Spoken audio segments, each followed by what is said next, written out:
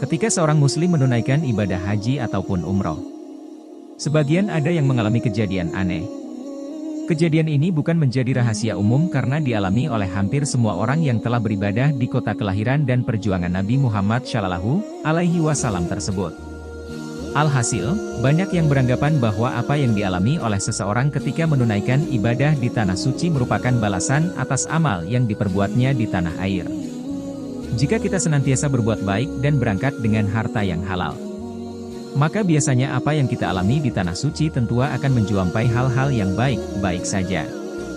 Namun kisah lainnya, seperti dituturkan seorang pembimbing travel umroh di Jakarta.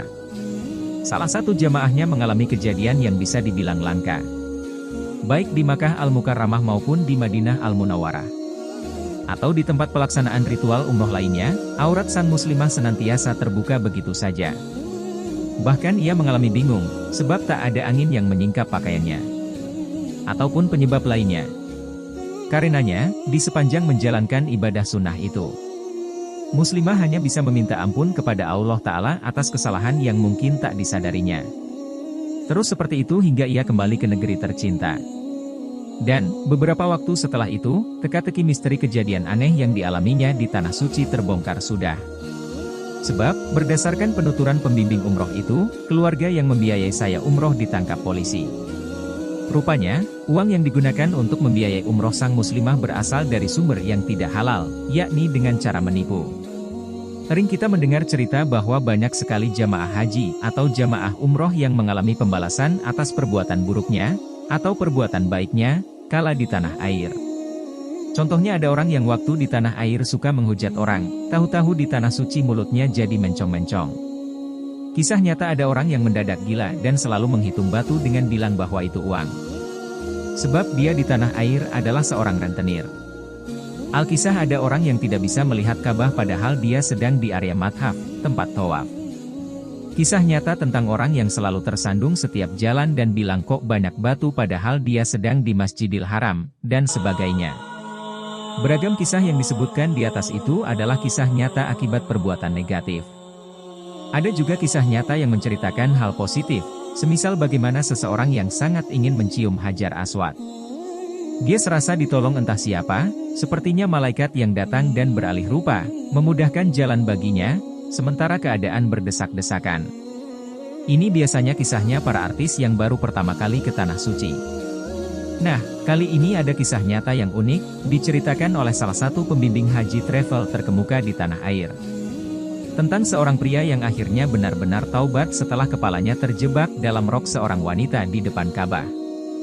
Banyak sekali dosa-dosa yang telah ia lakukan selama ini.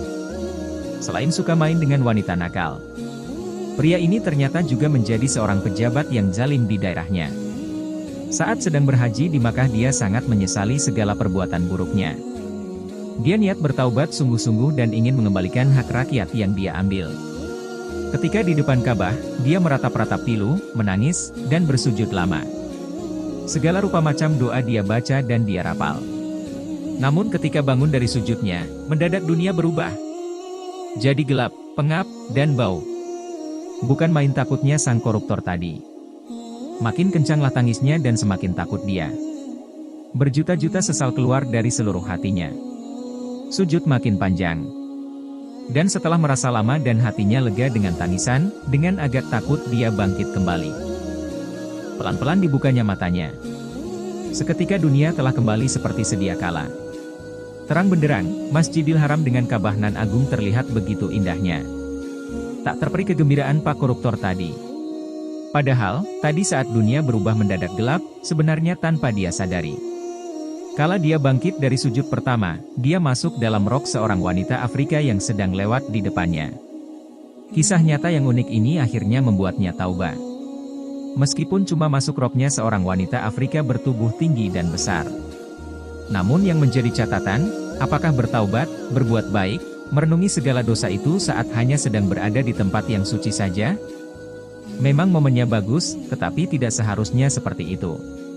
Begitu juga, masa, berbuat baik, merubah penampilan jadi lebih syalih hanya semisal pada bulan puasa saja? Atau hari-hari besar Islam?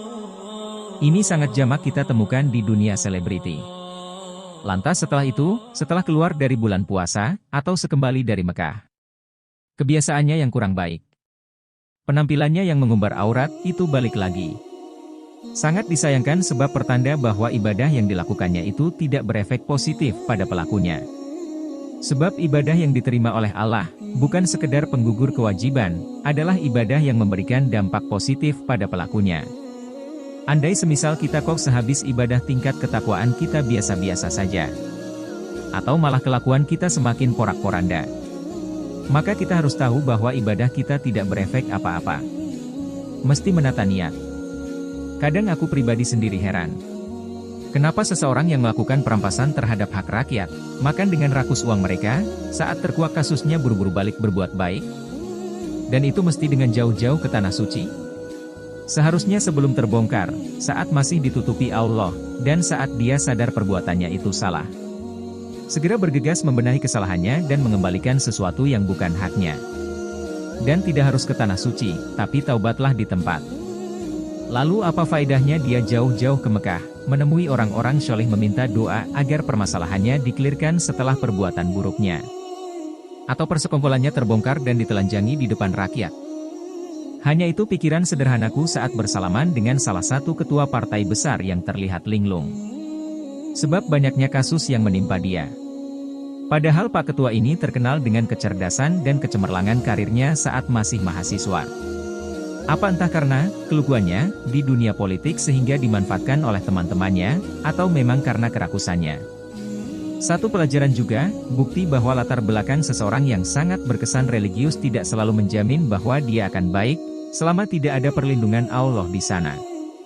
Sebab apapun keadaan kita, perhitungan adalah tetap pada bagaimana akhir kita nanti. Bukan pada kita ini siapa, dari keluarga apa, belajarnya apa, kontribusinya apa. Tapi pada akhir yang baik, husnul hatimah, atau sebaliknya, naudzubillah min zalik.